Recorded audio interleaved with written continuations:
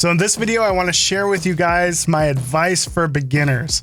Things that I screwed up when I was first starting photography, and hopefully you guys can learn from some of the mistakes that I made when I was first starting. So thing number one, the photography industry, we'll call it, is a pyramid. At the base of this pyramid are a whole bunch of people that have just gotten their first camera, people that are in their first several months, maybe the first year of photography.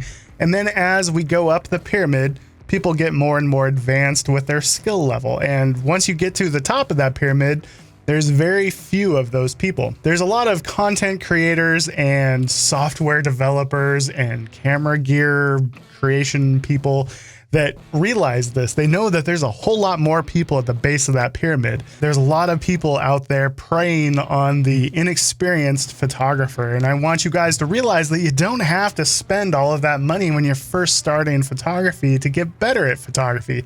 There's so much free information on YouTube.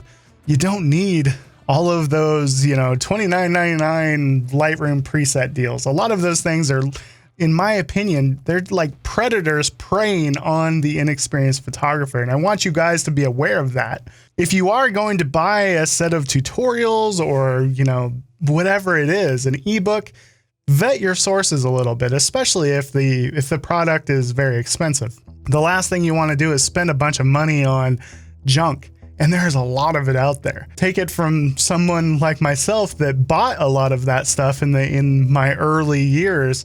There's a lot of junk out there. So I encourage you guys to actually take that money and invest it in gas for going out on a trip, and spend some of the time that you were going to spend on that just consuming free content.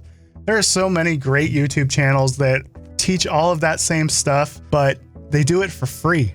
And you don't have to invest a whole bunch of money in something that is going to be the same content, only from a less well-intentioned person. Invest the money in an experience, invest the time in free content. Tip number 2, don't throw money at the problem.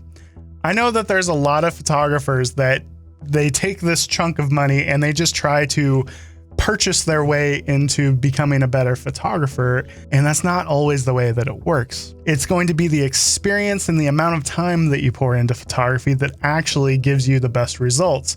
You can't just purchase your way into being a better photographer. And I know that there's a lot of people that frankly have more money to invest than they have time. The thing is that new camera or that new lens is not going to make you a better photographer, unless it's a particular lens that unlocks a type of photography for you.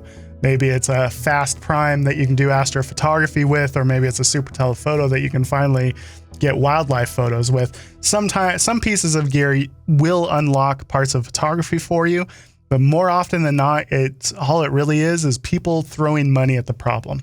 So I encourage you to, rather than spend that money on new gear, spend it on an experience.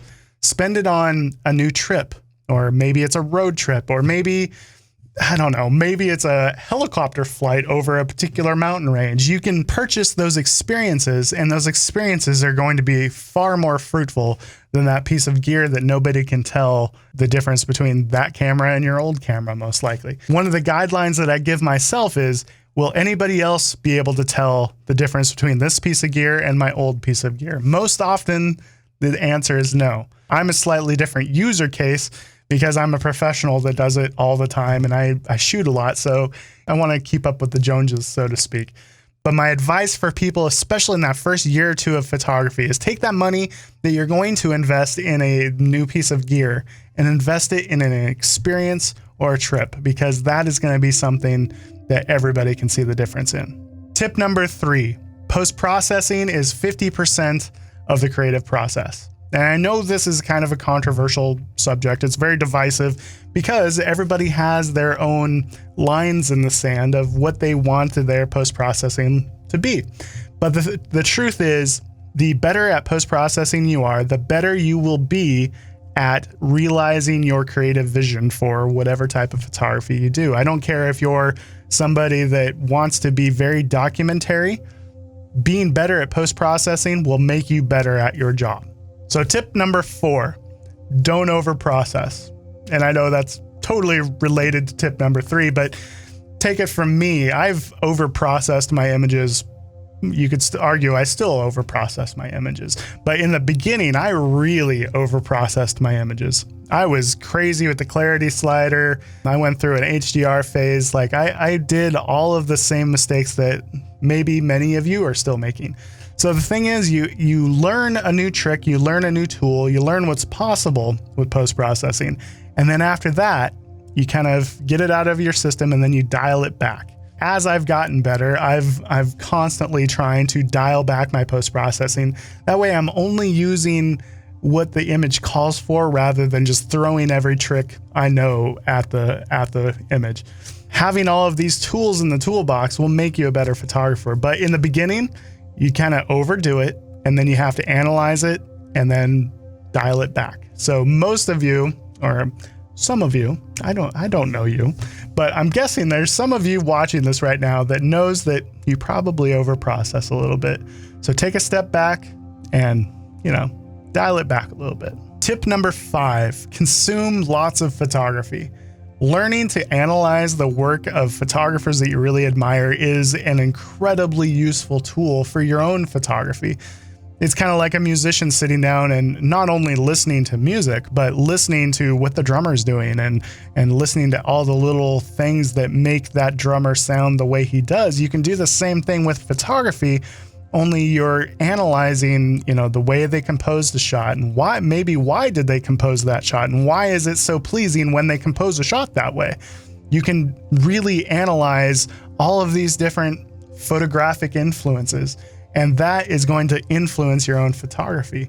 And learning what it is that you like about a particular photographer's work and trying to understand that is going to make you better, because the next time you go out and shoot, you're going to have that stuff in the back of your mind. In the beginning, it might feel like you're copying somebody, but all you're really doing is drawing inspiration from Enrico Fassati's Moody Trees or Ryan Dyer's Epic Skies. There's a difference between totally emulating and copying and drawing inspiration from photographers. And especially in those first couple of years, you need to just consume lots of photography. That way, you know what's possible. And the more you analyze the work of photographers you admire, the more of that kind of influence you're going to see in your own photography. Awesome, guys. Thank you so much. These are things that I wish people would have told me sooner.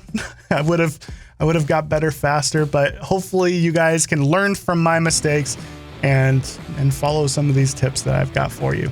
Make sure to ring the bell, like and subscribe, and we'll see you in the next video. Take it easy, everybody.